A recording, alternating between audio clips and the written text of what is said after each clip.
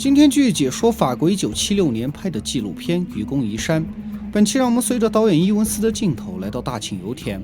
在二战之前，西方的主流理论认为海象地层才会有油田，而东北这样的陆相地层很难会有。包括日本在侵华时期也花了大量的人力物力在东北勘探石油，甚至还在大庆打了一口井，但最终都和油田擦肩而过，无功而返。新中国成立后，以潘仲祥、李四光为首的老一辈地质学家并没有人云亦云，而是结合多年的石油勘探经验，提出了陆相地层也能生油。于是中国从1955年开始对东北的松辽平原进行石油勘探，并于4年后发现了大庆油田，其储量预计在100亿吨以上。这不仅仅使中国彻底甩掉了贫油的帽子，也让我们在战略资源上不怕西方人卡脖子。因为像飞机、坦克，不管你威力再大，如果没有石油的话，就等于一堆废铁。而小日本做梦也想不到，他们当年和大庆油田只有一步之遥。因为1959年中国在大庆发现的第一口油井，距离日本人当年打的萨伊井相差仅仅只有2公里。更富有戏剧性的是，日本人当年只打了1000米，如果他们再往下多打300米，就会找到石油层。这一切可见冥冥之中自有天意。如果日本人当年真找到了大庆油田，那后果将不堪设想。在大庆油田的开采初期，苏联切断了对中国的所有援助，甚至还在暗中使坏。像当时开采石油的机器都需要定期上润滑油，于是苏联就以技术支援的名义，把夏天的油拿给我们冬天用，冬天的油则拿给我们夏天用。如此一来，就造成机器冬天结冰，夏天燃烧，最终导致中国蒙受了很大的损失。不过中国人并没有因此气馁，而是自力更生，另辟蹊径，使用注水石油分层的方法进行开采。到了70年代，大庆油田每年的原油产量已经达到了5000万吨。大庆油田的工人一天分作4班倒，每班工作8个小时。虽然工作又脏又累，每年也只能回家一次，但许多年轻人都非常愿意到大庆工作，因为这里的待遇是一般工厂的2到3倍。像有个上海工人来这里才工作了半年，就给家里汇去了600块。而镜头中这名工人骑的是幸福牌摩托车，俗称大炮，其外形是模仿捷克的加瓦250，最高时速110公里。在60到90年代，大炮可以说是最时髦的国产机车，也是无数男人的梦想。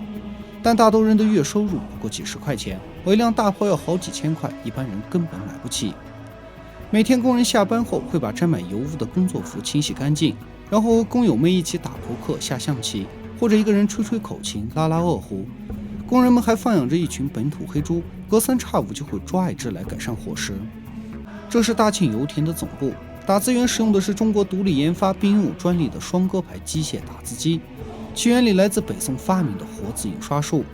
和我们现在的电脑键盘不同，机械打字机需要你按照文稿一个一个的去找到字钉，然后才能打印到蜡纸上。一般机械打字机有3000个常用的字钉，如果遇到生僻字，就需要从另外一盘字钉中找偏旁来拼。因为所有字钉都是反向的，要是打错了就要从蜡纸上刮掉重新打，所以每一篇文稿都要检查无误后才会放到油印机上进行批量印刷。90年代后，随着 PC 的迅速普及，机械打字机开始大规模淘汰，所以今天的键盘侠要感谢科技的迅速发展，让他们降低了使用成本和操作难度。中国在开采大庆油田的同时，也在周边的荒原上新建了许多小镇，虽条件简陋，但五脏俱全，幼儿园、学校、医院一样不少。平日人们烧炕做饭所使用的天然气也是免费的。由于男人都前往了油田工作，所以修建房屋和挖地种田全是靠女人。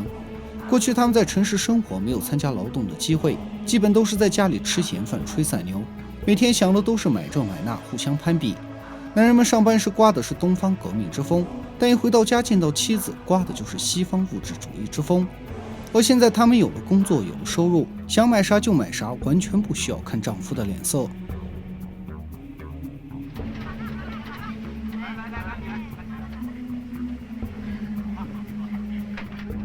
每隔2月制衣厂会专门派人来帮工人修补衣裤，过于破旧的衣服会收回厂里进行翻新，一般2件旧衣服可以做成1件新衣服，剩余的边角碎布则拿去制作棉花和手套。这正是新3年旧3年，缝缝补补又3年。今天我们流行讲极简主义，家里的东西都是一堆一堆的丢，实际上真正的极简主义就是物尽其用。在大庆油田还有流动集市，售卖的多是一些常用的生活用品，它相当于一个流动的小卖部，而小镇上的供销社则相当于一个大超市，有更多的品类可以供人挑选。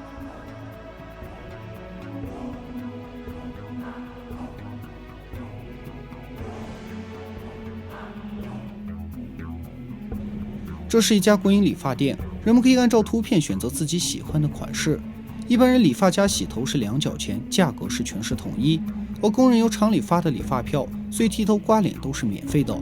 店里的烫发机看起来很雷人，不过在当时很多地方都还在用火钳烫，这里能用得起烫发机已经很不错了。现在缓缓驶过的是东方红5/4型履带式拖拉机，它中国自主研发的第一台拖拉机，搭载了一台4缸水冷柴油发动机，耕地效率是牛的40多倍。这种履带式拖拉机由于接地面积比较广，所以牵引力很大，通过性也非常好，几乎不会打滑。但缺点就是钢制的履带容易把马路压坏，维护保养也比较麻烦。而对于当时来说，东方红拖拉机的诞生，彻底使中国进入了耕地不用油、点灯不用油的时代。作为中国制造的代表，它被印在了第3套人民币上。画面中运输油管的卡车是跃进230，这款卡车是南京汽车制造厂根据苏联的嘎斯系列仿制的。比起跃进130，230的前轮多了一个差速器，有更强的越野和牵引能力，所以大庆油田那些又长又重的输油管都要靠它拖。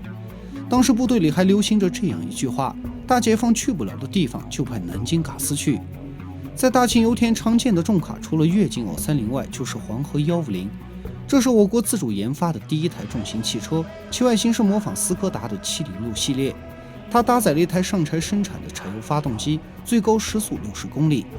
在研制初期，黄河150卡车上的几千个零件，全部是靠简陋的设备和手工敲出来的。像当时还没有大型的冲压机，所以就用大型千斤顶来压制汽车大梁，